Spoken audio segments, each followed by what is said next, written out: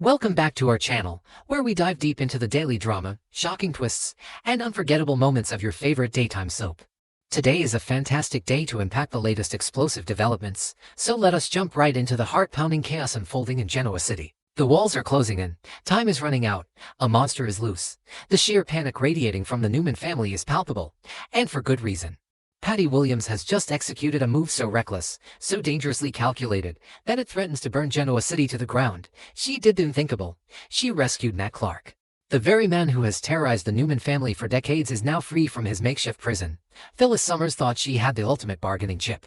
She thought she had outsmarted Victor Newman. She was wrong, dead wrong. The game has entirely changed. The stakes have never been higher. A storm is brewing, and it is wearing the face of an amnesiac psychopath guided by a deeply unhinged woman. To understand the gravity of this catastrophe, we must look at the mastermind behind the prison break.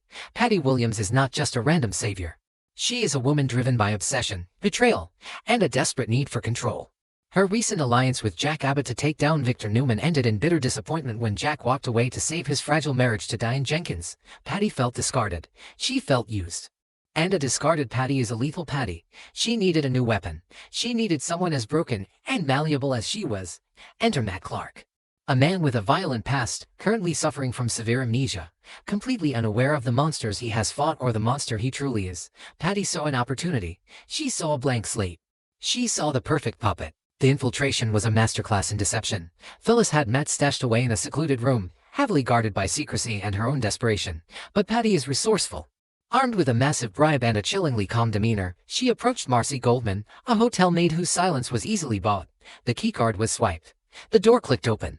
The tension in the air was thick enough to cut with a knife. Step by step, heartbeat by heartbeat, Patty slipped into the shadows of the room. She found him, Matt Clark, tied to a chair, gagged, helpless. The man who once held Nick Newman captive in a Las Vegas bunker was now a prisoner himself. The irony was poetic. But Patty was not there for poetry. She was there for war. Matt was terrified. His mind was a void. He had no memory of his past crimes, no recollection of the pain he had inflicted on Sharon, Nick, or anyone else in Genoa City. When Patty approached him, his eyes widened in sheer panic. He thrashed against the ropes. He fought the gag. He did not know this woman. He did not know if she was an angel of mercy or the devil in disguise. And this is the moment I almost screamed at the screen. The sheer intensity of the struggle, the raw fear in Matt's eyes, and Patty's eerie, soothing voice trying to calm a caged beast created a scene of pure, unadulterated psychological horror. It was a terrifying dance. Patty quickly cut the ropes, pulling the gag from his mouth, whispering frantic promises of safety. She told him he was in grave danger. She told him Phyllis was a monster. The manipulation began immediately. Patty did not just free Matt physically. She began to bind him to her psychologically. With every second that ticked by, she fed him a carefully constructed narrative. She painted Phyllis Summers as a ruthless kidnapper using him as a pawn in a billionaire's war. She told Matt that the Newman family was hunting him, that they wanted him dead, and that no one in this town could be trusted, no one except her. Patty positioned herself as his sole protector. Her voice was a lifeline in his sea of amnesia. Matt, vulnerable and desperate for an anchor, grabbed onto her lies. He believed her. He had no choice. The psychological grooming was swift, brutal, and flawlessly executed. Patty now owned Matt Clark. Meanwhile, Phyllis Summers was walking into her own personal nightmare. She had orchestrated this kidnapping with one singular goal: leverage. Victor Newman had cornered her. He had used his terrifying new artificial intelligence program to fabricate evidence, framing Phyllis for corporate espionage and threatening her with federal prison unless she signed over the Summers conglomerate. Matt was her ace in the hole. She planned to trade the man who caused Nick's addiction for her own freedom and her company. She walked down the hallway. She swiped the keycard. She pushed open the door. Empty. The chair was empty. The ropes were on the floor. The silence in the room was deafening. Phyllis stood frozen, her eyes wide with a horrific realization. She had lost. The fallout for Phyllis is catastrophic. Without Matt Clark, she has absolutely nothing to negotiate with. Victor Newman holds all the cards. The AI-generated emails. The bribed executives ready to testify against her. The looming threat of Christine Blair Romalotti returning to the district attorney's office to prosecute her. It is an inescapable trap.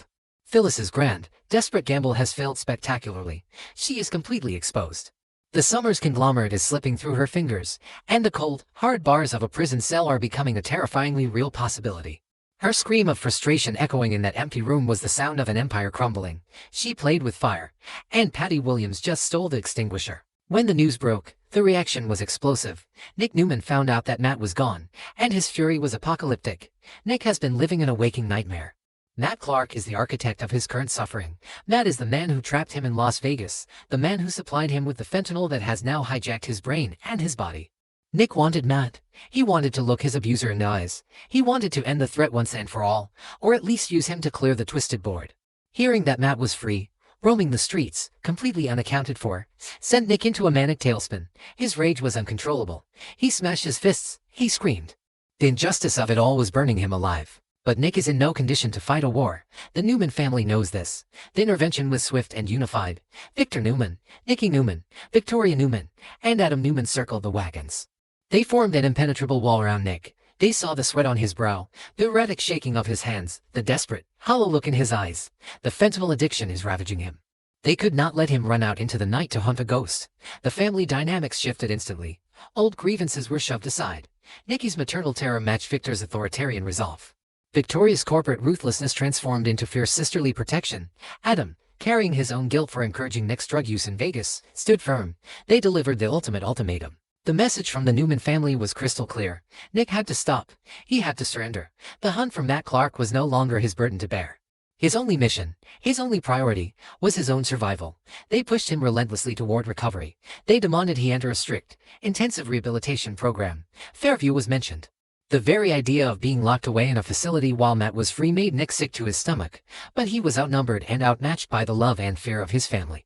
He has to put his health above his vengeance. It is a bitter, jagged pill to swallow. Nick is a protector by nature. Being forced to step back and heal while a predator stalks his family is tearing him apart from the inside out. Do not think for a second that the Newman family is letting Matt Clark walk away. Victor Newman does not forgive, and he certainly does not forget. With Nick sidelined for his own protection, Victor has taken the reins. The mustache is on the warpath. He has unleashed the full, terrifying might of his private security apparatus. Every camera, every informant, every shadow in Genoa City is being scoured. Victor has ordered his men to find Matt Clark, and we all know what happens when Victor's men find their target. The police are useless in Victor's eyes. This is personal. This is about protecting his son, his family, and his legacy. The hunt is silent, but it is deadly. Victor is turning over every stone, ready to crush the snake underneath. But the snake is well hidden. Patty Williams has outdone herself. She has relocated Matt to a new, highly secure, deeply isolated hideout.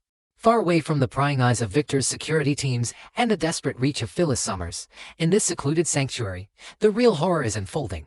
Patty is not just hiding Matt, she is molding him. She spends every waking hour reinforcing her twisted reality. She tells him she is his savior. She tells him they are bound by fate.